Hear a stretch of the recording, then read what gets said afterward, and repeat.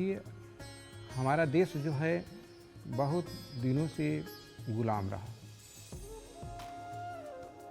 लगभग 325 वर्ष तक मुसलमान शासन किए और 200 वर्ष तक अंग्रेज हमारी अर्थव्यवस्था को पूर्ण रूप से बर्बाद कर दिए। जब हमारे देश के विद्वान लोगों में इसकी जागरूकता आई कि हम गुलाम हैं, तो उन लोगों ने आपस में बैठकर मिलजुल करके विदेशी शासकों से देश को आज़ाद करने का बीड़ा उठाया। जनता को आपस में जोड़ने के लिए, उनको जीविका देने के लिए कुछ योजनाएं चलाई गई। हमारे देश में कपास जो है अधिक मात्रा में पैदा होता है। जब देश गुलाम था तो अंग्रेज इस कपास को अपने देश में ले जाते थे। ब्रिटेन में मैनचेस्टर में ले जा कर के इसकी कटाई कराते थे, बुनाई कराते थे और हमारे यहाँ उद्योग धंधों को चलने नहीं देते थे। यहाँ की जनता परेशान होती थी और अपने यहाँ से धुलाई करके हमारे देश में बेचने के लिए ले आते थे। जब हमारे अंदर जागरूकता हुई तो हमारे मनुष्यों ने उनके खिलाफ बीड़ा उठाया। गांधी जी दक्षिणी अफ्रीका में गए और वहाँ पर उनके साथ रेल में अमानवीय व्यवहार किए गए। भारतीय लोगों को अंग्रेज बुरी दृष्टि से देखते थे और असम्मानजनक व्यवहार करते थे।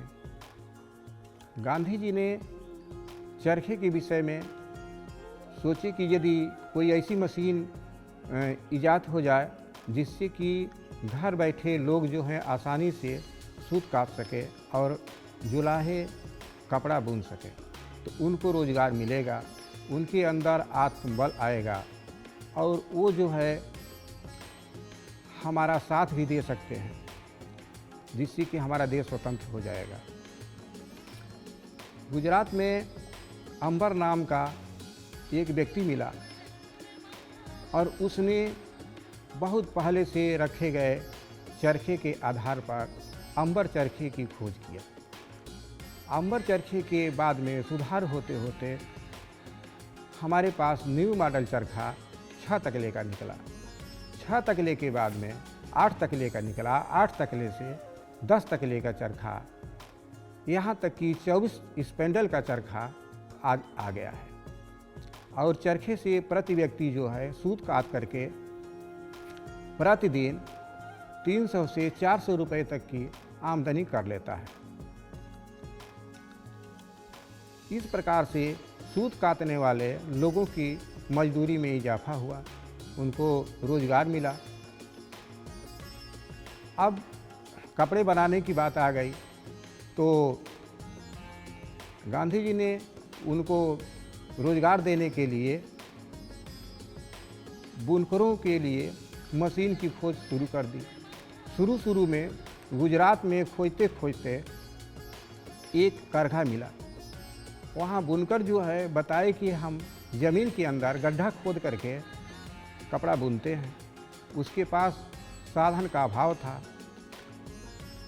गड्ढे के अंदर जो बुनाई होती थी वो पीठ लूम कहलाता था। उससे से अधिक कपड़ा एक दिन में 6 मीटर से ज़्यादा नहीं बुनाई होती थी और पूरा परिवार लगा रहता था। इसके बाद में लूम में काफ़ी सुधार की प्रक्रिया अपनाई गई। धीरे धीरे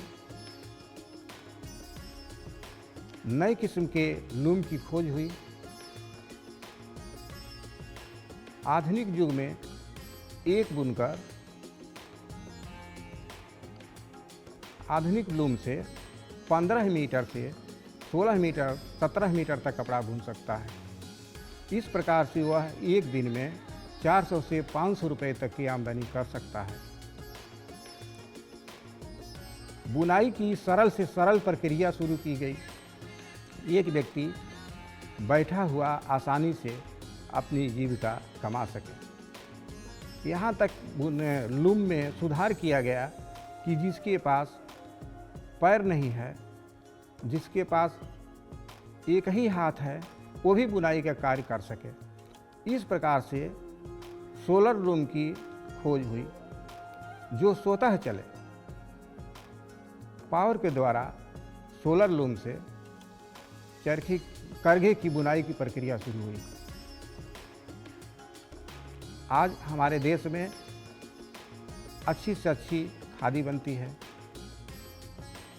अच्छा से अच्छी आमदनी होती है, जिससे कि हर भारतीय नागरिक कपड़े का प्रयोग करता है, पसंद कर रहा है और उसकी आमदनी भी बढ़ रही है। देश खादी ही एक ऐसा माध्यम था कि जो अंग्रेज़ों को गुलामी से मुक्ति दिला सके। ये लूम जो है हर बुनकर अपने घर में ले जा कर के और स्वतंत्र रूप से बुनाई कर सकता है। पूरे देश भर में 1956 ईस्वी में खादी आयोग की स्थापना हुई ताकि खादी के कार्यों को सुचारू रूप से चलाया जा सके।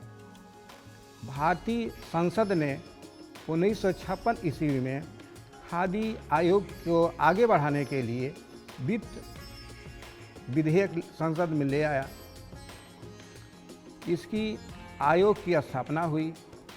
तभी से आज तक अनवरत खादी का विकास होता चला आ रहा है।